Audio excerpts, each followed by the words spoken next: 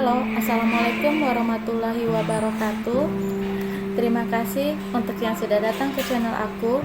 Kalau belum subscribe, tolong jangan lupa di subscribe, kemudian bunyikan lonceng, dan jangan lupa kasih like serta komentar biar aku makin semangat ya. Cinta Beda Usia, episode 43. Makan malam bersama. Kenapa lama sekali buka pintunya? Alisa bertanya dengan memandang wajah putrinya. Tadi Rara pakai jilbab dulu, Mi, jawab Azara yang mencium punggung tangan mominya. Oh, jawab Alisa. Alisa tersenyum memandang wajah cantik putrinya dan mencium pipi putrinya. Kita itu harus pengertian kalau pengen cepat-cepat punya cucu. Indah tersenyum dan mengusap kepala menantunya saat Azara menyalami tangannya. Azara hanya diam ketika mendengar ucapan mama mertuanya. Dirinya seakan tidak bisa untuk membela dirinya. Hanya wajahnya yang bersemu merah saat ini yang menandakan bahwa dirinya sangat malu. Indah tersenyum memandang wajah menantunya yang bersemu merah. Diciumnya pipi menantunya kiri dan juga kanan. Kurang pengertian apa coba papa sama menantu dan juga anak. Selama beberapa hari ini dibiarin menikmati bulan madu berdua biar cepat dapat cucu. Andi tersenyum memandang Azara. Andi bersama dengan istrinya sudah tidak sabar ingin secepatnya memiliki cucu. Pasangan suami istri itu sangat bersemangat ketika menceritakan tentang calon cucunya yang masih dalam proses. Ya sabarlah Pak, Ma, ini lagi diusahakan, jawab Ferdia menyalami kedua orang tuanya dan mertuanya satu persatu. Azara dia memandang suaminya. Bukan hanya mertuanya saja yang tidak malu, tapi suaminya juga. Azara salah tingkah saat mendengar ucapan kedua mertuanya. Atar hanya tersenyum memandang putrinya. Pria itu mengusap kepala putrinya dan mencium kening putrinya. Gimana? Apa bosan di sini? Atar bertanya ketika putrinya mencium punggung tangannya. Iya, Dad.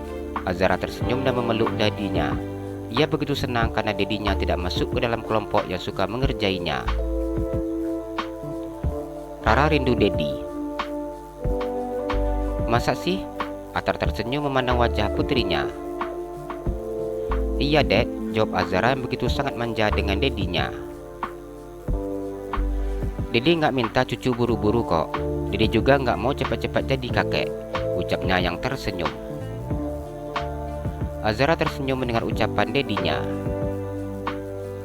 Ini Momi sudah siapin menu makan malam. Jadi malam ini Momi, Dedi, Mama dan juga Papa akan makan malam di sini. Alisa tersenyum memandang putri dan menantunya secara bergantian. Azara memandang beberapa orang pelayan restoran. Ia masuk ke dalam kamarnya dengan membawa kotak berisi menu makan malamnya. Akbar mana, Mi? Kenapa nggak dibawa ke sini? Rara rindu Akbar, ungkap Azara. Nanti adik akan diantar ke sini. Dedi sudah minta Pak Jo untuk jemput, jawab Atar. Pak Jo kapan pensiun sih, Dad? Rara kasihan lihat Pak Jo yang sudah tua, ucap Azara. Supir pribadi dedinya sudah tidak muda lagi. Namun sampai saat ini, dedinya seakan enggan untuk melepaskan supir pribadinya. Iya, Dedi juga sudah tidak percaya lagi sama kemampuannya. Atar tersenyum. Kalau Pak Jo udah enggak jadi supir, siapa yang akan gantikan Pak Jo, Dad? Tanya Azara. Ada banyak, kenapa nanya? Ucap Atar mencubit hidung putrinya. Iya, di rumah kita ada 5 supir, jawab Azara yang tersenyum. Iya, nanti Dedi akan pilih yang kemampuannya mengimbangi Pak Jo. Soalnya Pak Jo itu sudah sangat berpengalaman, namun usianya sudah tidak produktif lagi dan sudah selayaknya disuruh untuk beristirahat, ucap Atar. Sudah begitu sangat lama pria yang menjadi supir pribadinya itu mengabdi kepadanya, dan sudah selayaknya pria itu dimintanya untuk pensiun. Azara tersenyum mendengar apa yang disampaikan oleh dedinya. Gimana kabar Ferdi? Apa sudah baikan? Tanya Atar yang memandang Ferdi yang duduk di sofa di depannya. Sekarang sudah jauh lebih baik, Dad. Kata dokter Dika dan dokter Rian, 2 hari lagi boleh pulang, jelas Ferdi. Alhamdulillah, Dedi sudah tidak sabar menunggu menantu dan anak kesayangan Dedi pulang. Jawab Atara sudah tidak sabar menunggu putri serta menantunya bisa pulang secepatnya. Jadi, nanti mereka pulangnya ke rumah kamu, Dek? Tanya Andi. Iyalah bang, anak aku yang perempuan, ucap Atar.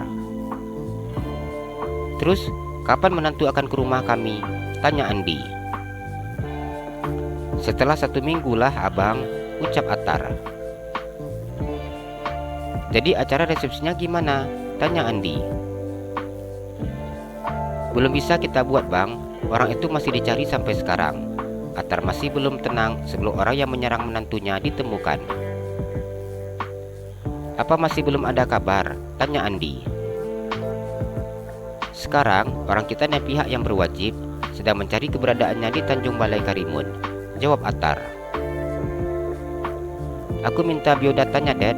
Soalnya teman-teman yang ada di kesatuan minta, ucap Ferdi. Teman-teman dari kesatuannya begitu ingin membantu mencari keberadaan orang tersebut. Nanti Dedi minta Aldi untuk datang ke sini, mengantarkan biodata orang tersebut, jelas Atar.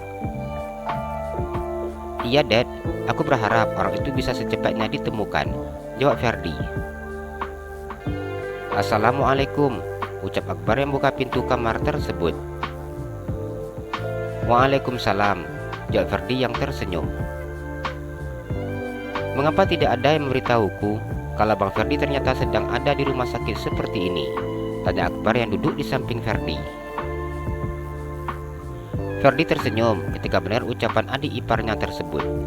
Bila adik iparnya tahu dirinya ada di rumah sakit seperti ini, sudah pasti akan menghilangkan momen bermesraan dengan istrinya.